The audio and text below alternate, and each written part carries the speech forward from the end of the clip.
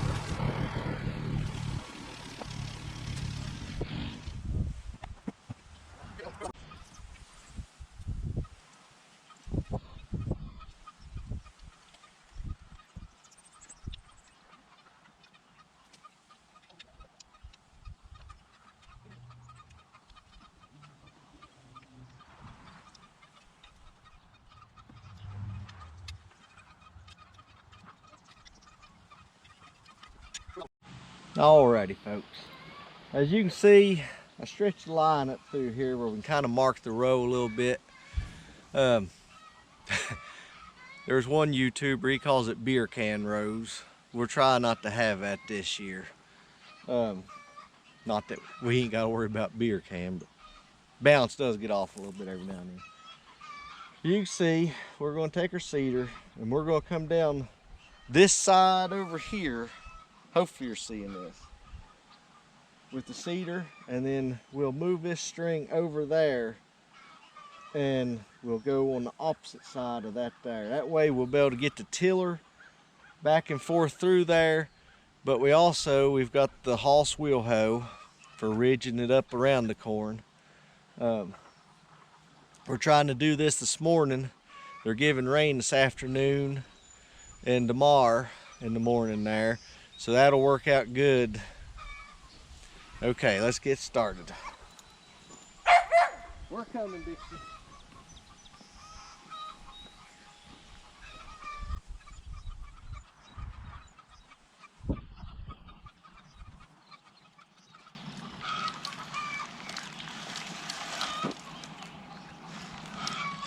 Alrighty, and then after we get this here, we'll get Carolyn's little whirly gigs or whatever out.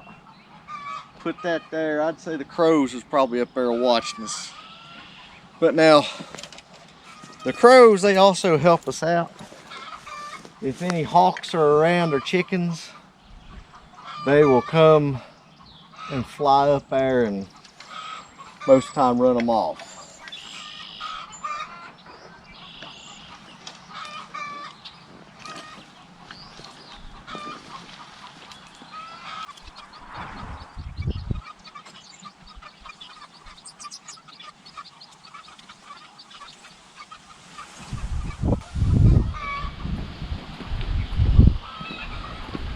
that cedar worked pretty good, folks.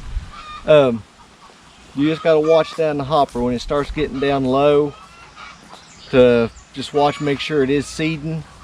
And it helps if you can lean it over to the right a little bit, and that way the seed can fall over in the little cup. As it goes around, it spins the little plate in there. It's got different seed plates for it, and it picks it up, carries it up, drops it over in the hole, and it falls down through, and then it covers it back up.